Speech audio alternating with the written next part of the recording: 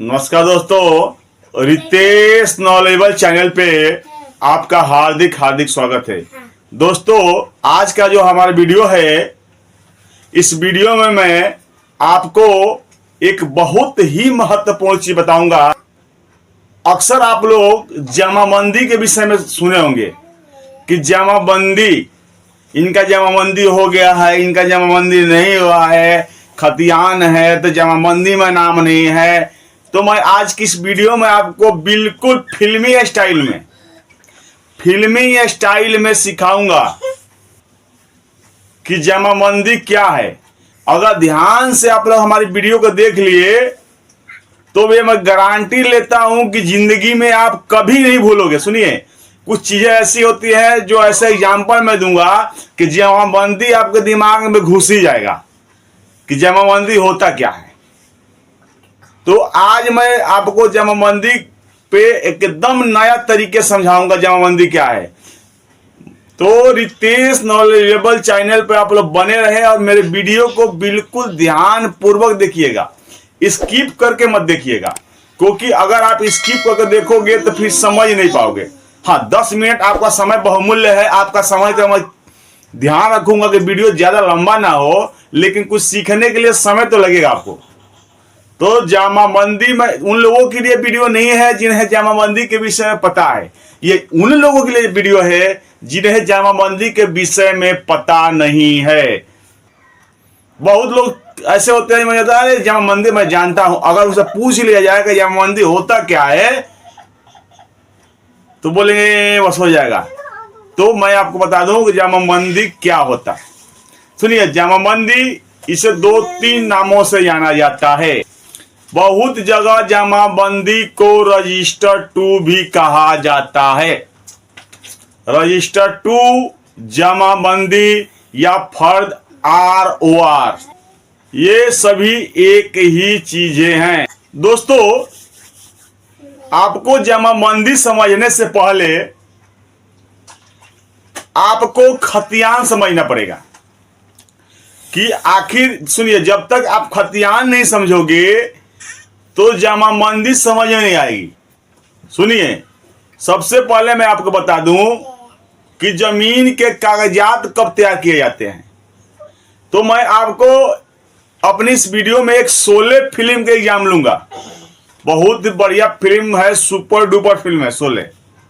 तो मैं आज को आपको शोले फिल्म का एग्जाम्पल लूंगा और इसी के माध्यम से समझाने का प्रयास करूंगा, जिससे कम पढ़े लिखे लोगों को भी समझ में आ जाए कि आखिर जमाबंदी होता क्या है। मान लीजिए शोले फिल्म का रामपुर गांव का जमीन का सर्वे हो रहा है। सर्वे होता है तभी जमीन के कागजात तैयार होते हैं। पहले ध्यान रखिएगा, सर्वे से ही जमीन के कागजात तैयार होते हैं, नक्शा तैयार होती है। तो मान लीजिए कि रामपुर गांव में 100 व्यक्ति हैं और 100 व्यक्तियों के नाम से सर्वे हो गया। शोले फिल्म में ठाकुर साहब भी हैं और ठाकुर साहब के नाम पे 100 डिसमिल जमीन है और गांव के सारे लोगों के नाम से भी अपना अपना जमीन है, उनके नाम से खतियान बन गया। रामपुर गांव का नक्शा तैयार हो गया। तो जब सर्वे होता है तो उस समय खतियान और नक्शा, ये 2 चीजें तैयार होती हैं।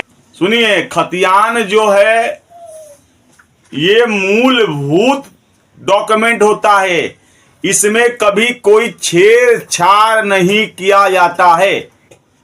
रामपुर गांव में मान लीजिए 100 व्यक्ति हैं तो एक रजिस्टर तैयार किया जाएगा जिसको रजिस्टर 1 कहते हैं। मान लीजिए इतना बड़ा का रजिस्टर होगा, उसमें रामपुर गांव का खतियान तैयार होगा।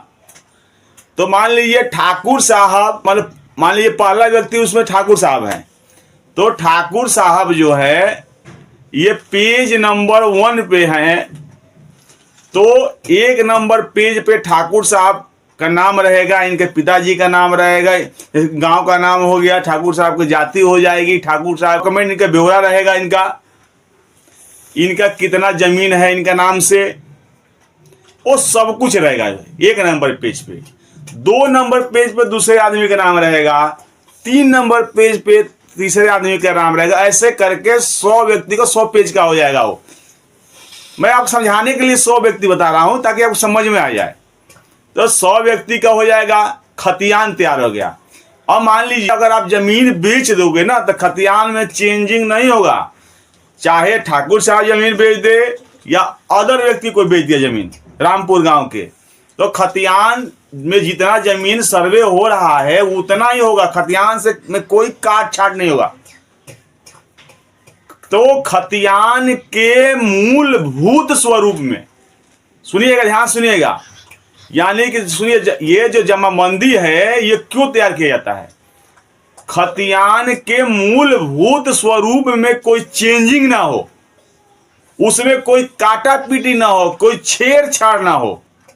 खरीद बिक्री में किसी ने गलती किया है तो मतलब देखते देखते आप वहां खतियान तक पहुंच जाओगे और वहां से पता चल जाएगा कि शुरू में जमीन किसका था और किसने किससे बेचा। शोले फिल्म में 2 किरदार और हैं, जय और बीरू। गब्बर सिंह को पकड़ने के लिए ठाकुर साहब ने जय और बीरू को बुलाया था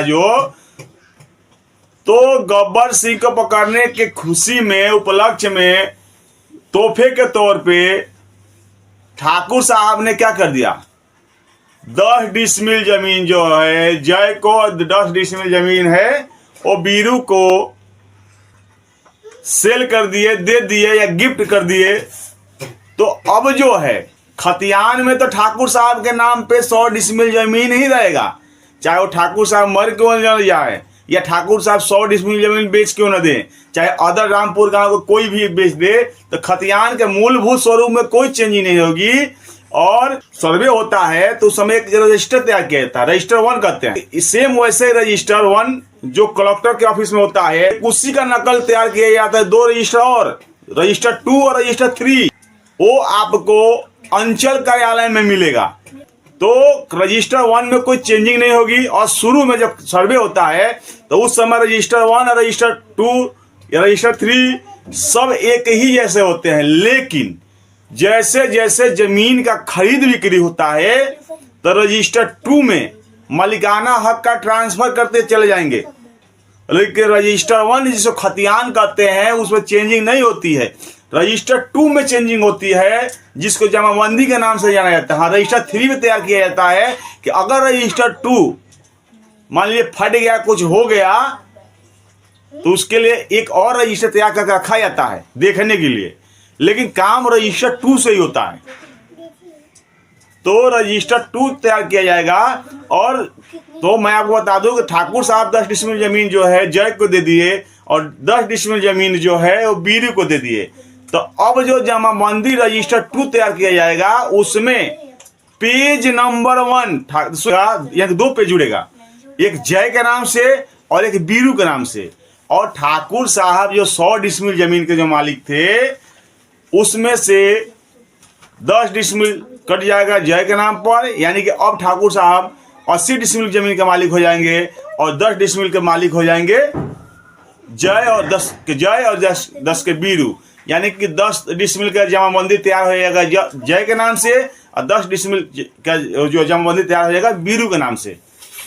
तो ये तो मैं आपको मतलब एक उदाहरण लेके बताया कि जमाबंदी क्यों तैयार किया जाता है, इसके क्या मतलब है जमाबंदी तैयार करने का।